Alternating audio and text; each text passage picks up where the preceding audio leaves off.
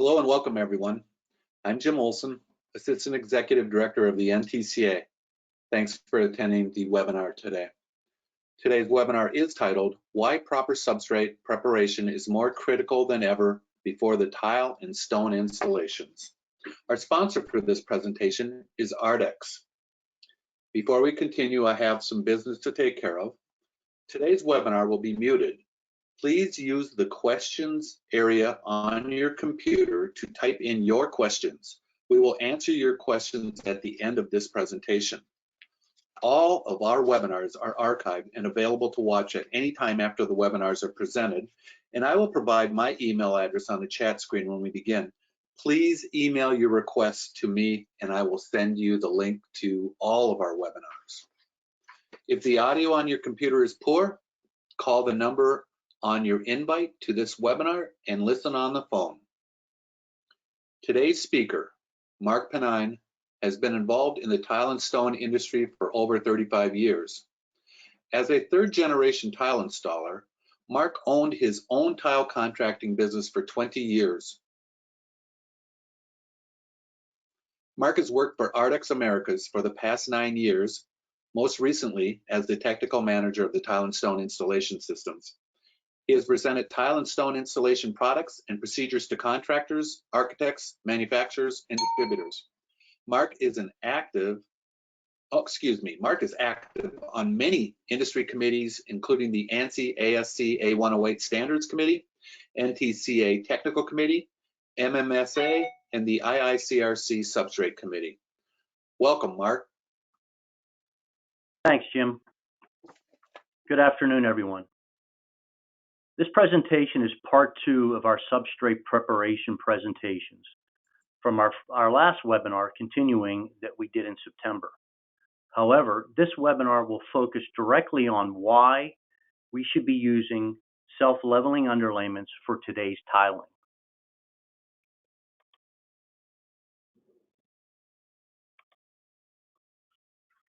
Yesterday tile trends are long gone. 6x6, 8x8, and even 12x12s allowed for more variability in the substrate. Smaller tiles allowed for conforming to the inconsistencies in the substrate much easier.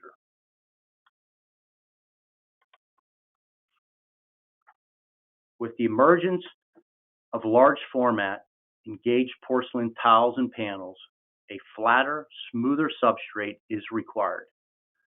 There's no room for shortcuts when it comes to preparing a substrate for these large tiles.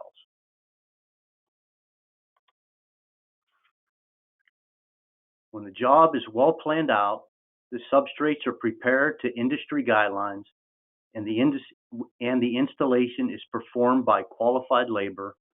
The end result is a beautiful, long-lasting installation.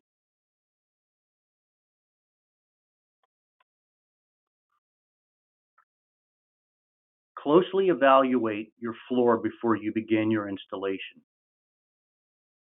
Prior proper planning prevents painfully poor production.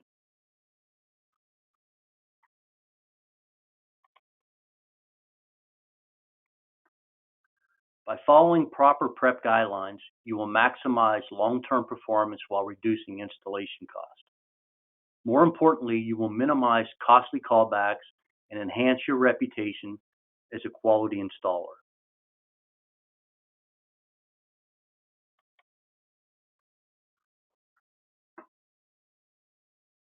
Re-emphasizing the 5 keys to a successful installation, substrate preparation is always at the top of the list.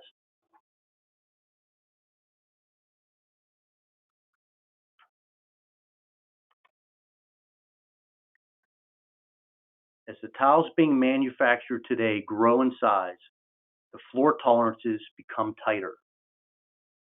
For large format engaged porcelain tile and panels, the maximum variation is an 1/8 inch in 10 feet and a 1/16 in 24 inches.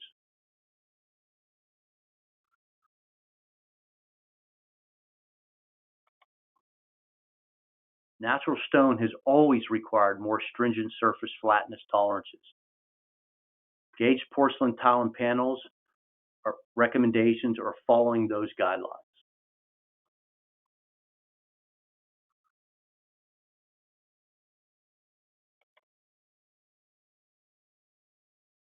Substrates must be clean, structurally sound, and solidly bonded, free of bond breakers. Flat and smooth, free of excess movement.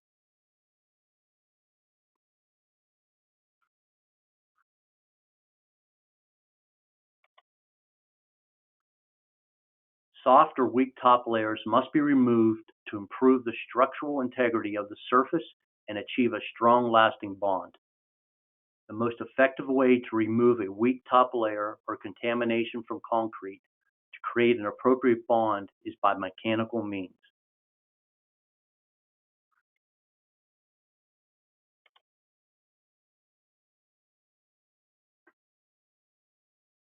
When mechanically preparing a substrate, make sure to use proper tools and protective equipment.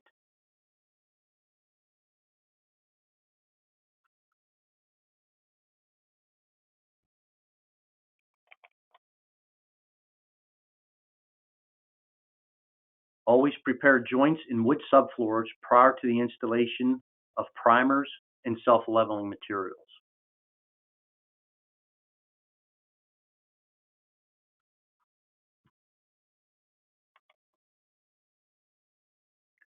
For concrete substrates, always mechanically remove release agents, paint, drywall mud, sweeping compounds, oil and grease, asphalt and tar.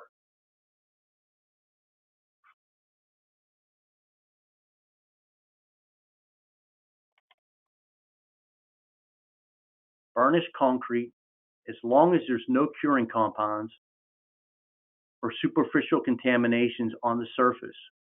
You can use the appropriate primer necessary.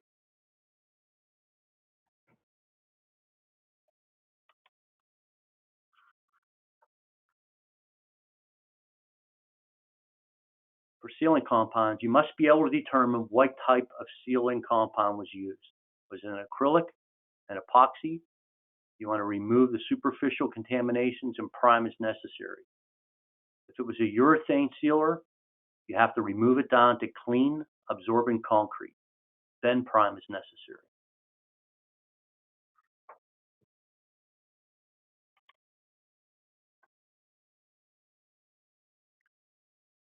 Non-dissipating curing compounds must be defined as acrylic. No mechanical prep is necessary. You want to remove superficial contamination and then use the recommended primer.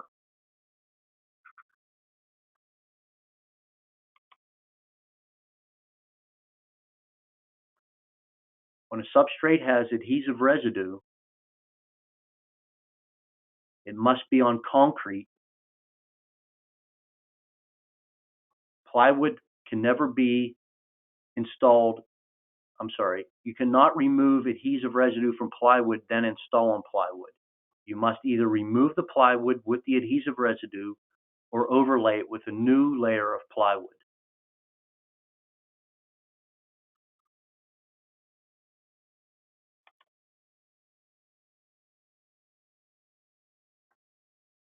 For concrete, the adhesive must be scraped down to a well-bonded thin layer or a residue.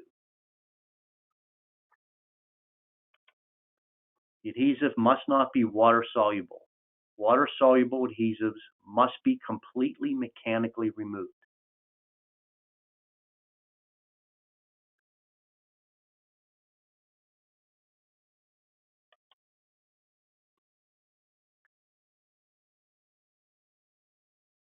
Never use adhesive removers or solvents to remove flooring adhesives. These become bond breakers.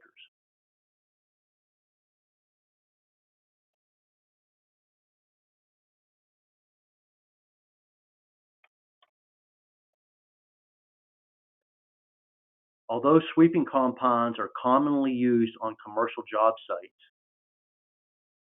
sweeping compounds are made of wax or petroleum-based.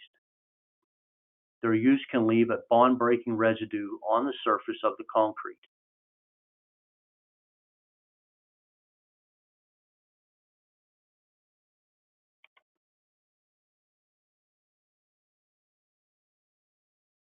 For tilt-up wall construction, you have parting and releasing agents. Silicone-based on a clear hydrocarbon carrier such as mineral spirits. They're used to prevent the concrete wall from sticking to the concrete slab. All parting and release agents are bond breakers and must be mechanically removed.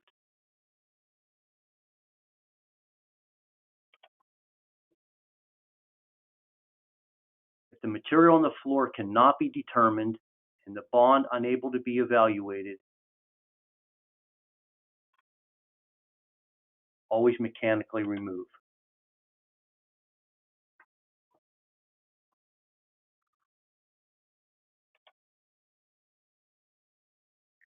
Priming is a critical step before installing self-leveling. The primer prevents porous substrates from drawing moisture out of the product and enhancing bonding, and helps to extend the working time of your self-leveling product.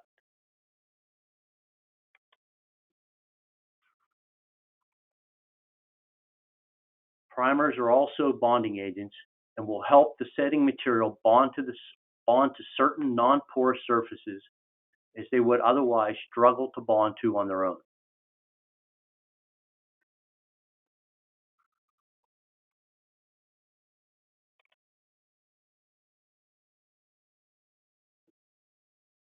Self-leveling underlayments are polymer-modified cements with high flow characteristics.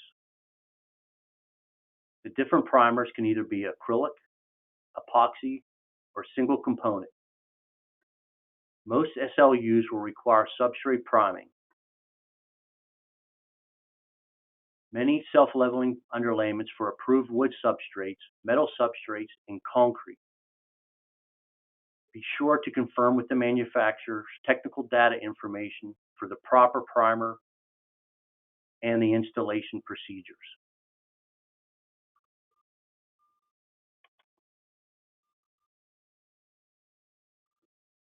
The application of self-leveling and trial-grade underlayment products do not constitute a structural repair. The materials are surface repair products that prepare the substrate for installation of finished flooring. If structural repairs are needed, always consult an engineer.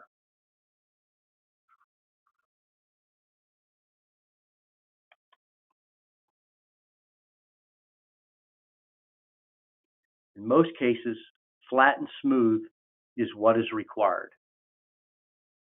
We may not always need level.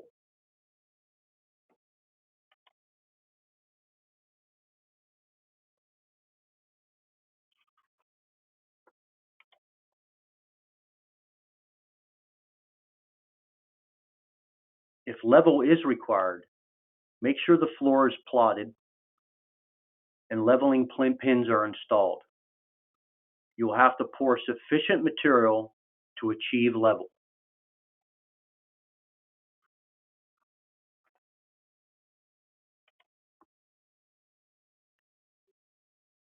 Self-leveling is ideal for flattening and smoothing large areas.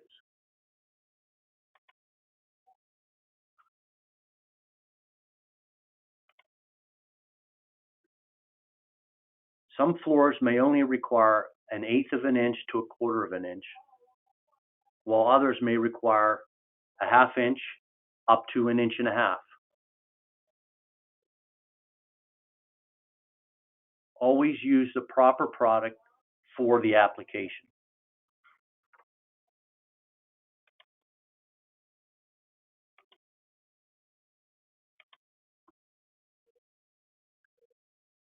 Self-leveling for tile and stone installations can help save time and money by speeding up installation and minimizing effort and repairs to undulating and uneven surfaces. Priming is required for most self-levelers.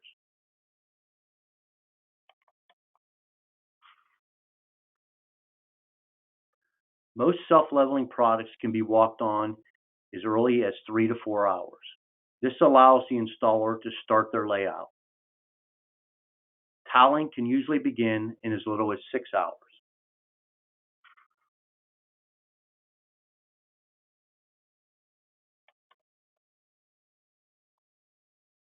In some situations, a trial-grade patching material may be all that is needed. Sometimes patching will be done before self-leveling to patch spalls or cracks in the concrete.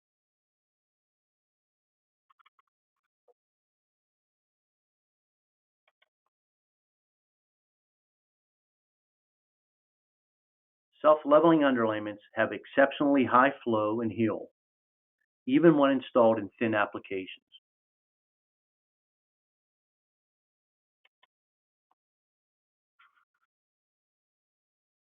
Two popular tools to place and break the surface tension are the spreader.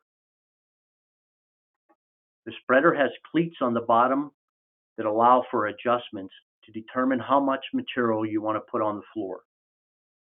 The spike roller breaks the surface tension.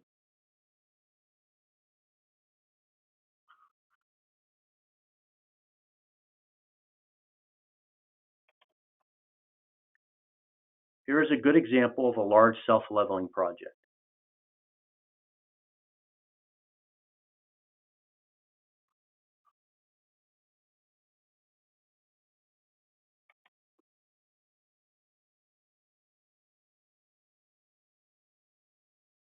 Installing directly over existing tile is becoming more popular.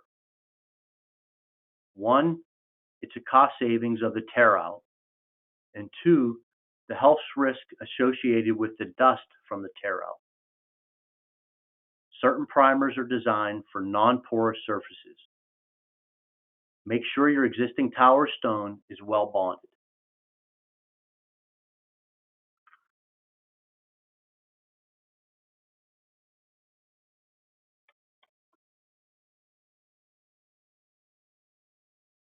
Installing large format tiles become much more manageable and stress-free when self-leveling has been done ahead of time.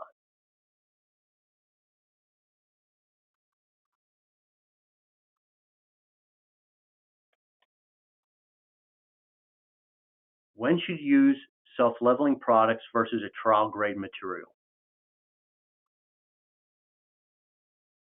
If you need less than 1/8 of an inch, use a trial-grade material on small jobs. You can use a high-flow self-leveling material on larger jobs. Greater than 1/8 of an inch, use a self-leveling underlayment. You have to determine if slope is required. If the slope is greater than 2%, use a trial-grade material. Less than 2%, you can use self-leveling. Not all self-leveling materials are the same. Some may be limited to certain types of substrates. Some materials may be limited in thickness. Some materials may take longer to dry, 2 or more days in some cases. Again, use this product that is recommended for your application. Consult your technical person for the manufacturer of the product of your choice.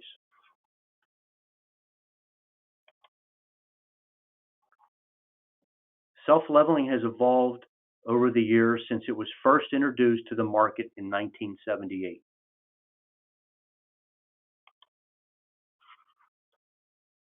Even the pumping equipment used to install the product has advanced. This picture illustrates what a pump might have looked like 40 years ago.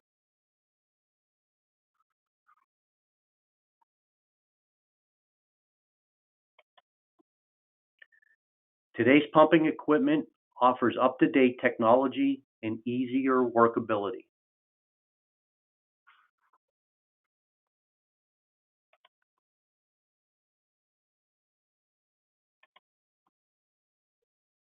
We have small capacity pumps that are self-contained. They can pump between 70 and 200 bags per hour. They can pump 60 feet vertical and 200 feet horizontal. They have frequency drive controls, onboard water booster pumps, updated electronic circuitry. They're made in the US.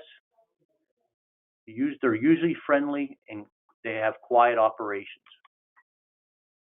They have a reversible for operator safety, and they're both available for rent or sale in most cases.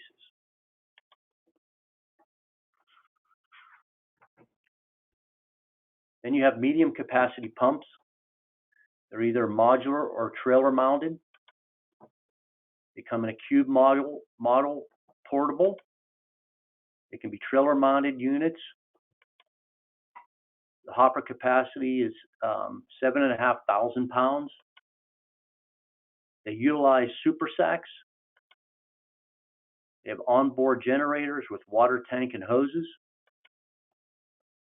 They pump 15,000 pounds an hour with a standard version and 24,000 pounds an hour with high output version.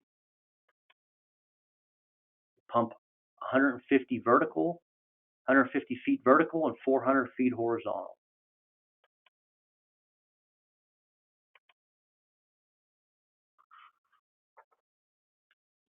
And then we have the high capacity pump. High capacities are self-contained mobile mixing and pumping systems. They have a silo capacity of 22,000 pounds with precision load cells.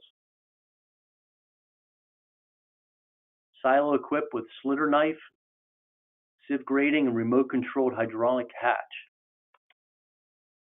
They're trailer mounted, 32 feet in length, 2-axle high strength steel. They're also designed for use in urban markets. They have computer controls with touchscreen menu for weight pressures and output. I'm not going to go into all the details, but this pump is equipped with all the latest state-of-the-art equipment.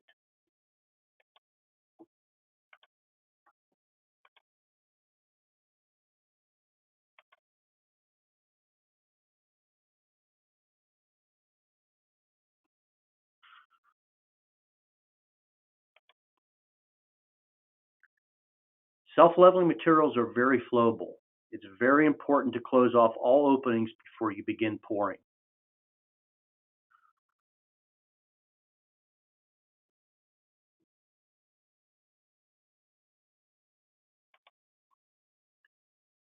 For barrel mixing applications where you are manually mixing, it's very important to measure your water quantity.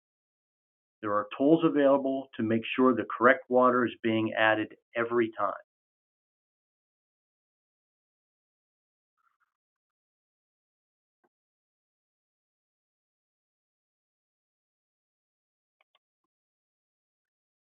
Additional tools and accessories to make your job run smooth.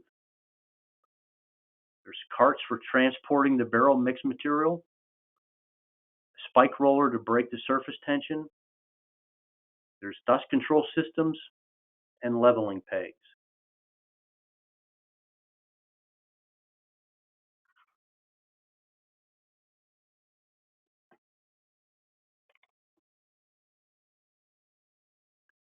Self-leveling is the best way to encapsulate electric floor heating wires. Once the self-leveling has cured, the towel installer can work on that floor without worrying about damaging the heating wires.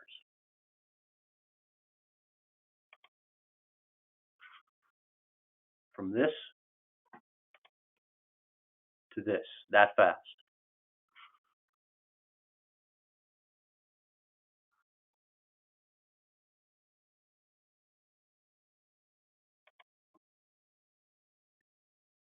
There are gypsum-based self-leveling products that are ideal for use over in-floor hydronic heat tubing.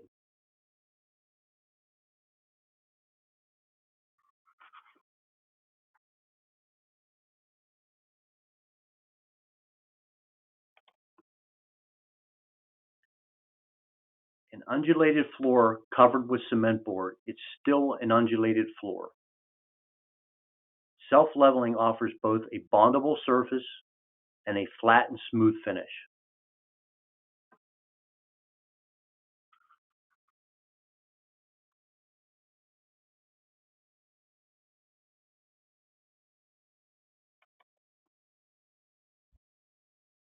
Gauged porcelain panels installed on a properly prepared substrate results in a beautiful, clean installation.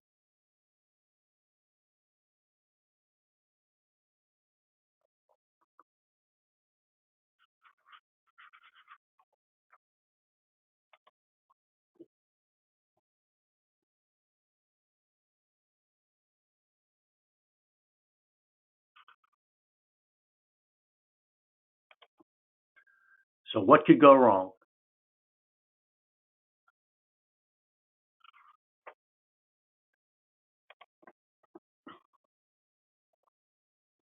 Self-leveling compound installed over a thick layer of weak adhesive results in cracked and unbonded self-leveling. That's why substrate prep is extremely important.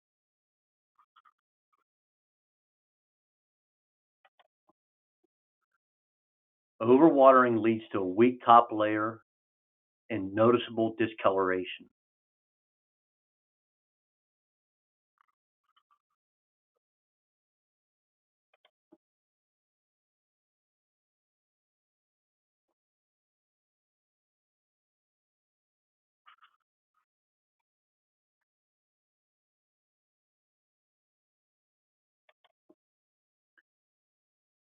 Pouring over a contaminated substrate can also lead to failures.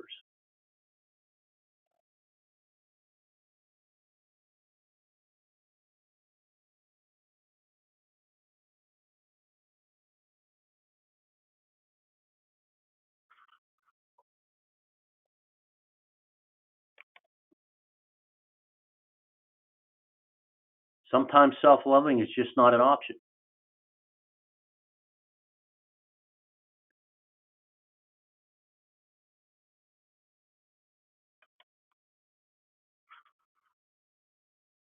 Final considerations.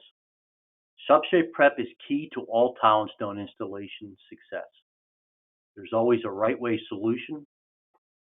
You want to stay in tune with your industry trends and best practices. Be aware of inherent challenges. Use your resources.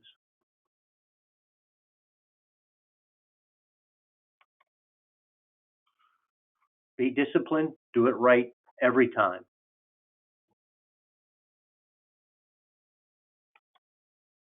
Thank you.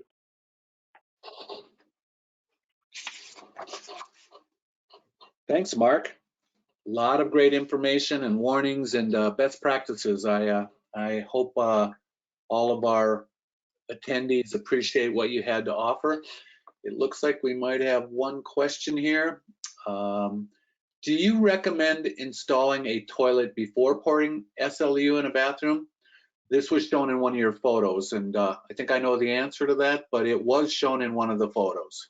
Yeah, no, that's a European towel style toilet, and probably in that situation, someone probably did not know how to unhook the toilet. So yes, you want to definitely remove the toilet. Good question, though. I thought too.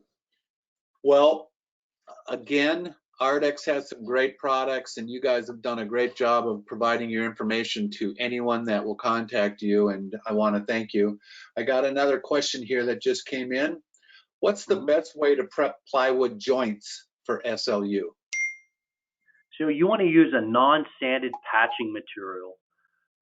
And most of the non-sanding patching material, they're fast setting, so it's not like you have to wait a long time. Most of them will dry within 15 minutes to an hour, depending on the product you used. So that is the best products to use for patching joints in plywood before self-leveling. Great. I just want to mention to all of those that want to get this archived version of this presentation on the chat screen, I have provided my email address. Please email your request to me at that. It's jim@tile-assn.com. And let's see, it looks like we got another question here, Mark. No, that's good. I guess you're getting a lot of thank yous. So you did a good job. I appreciate it. I want to thank everyone for this presentation. And looks like we are good to go for sure. Any last questions, please type them in the screen. We'd love to answer your questions and get back to you. All right. Thank you.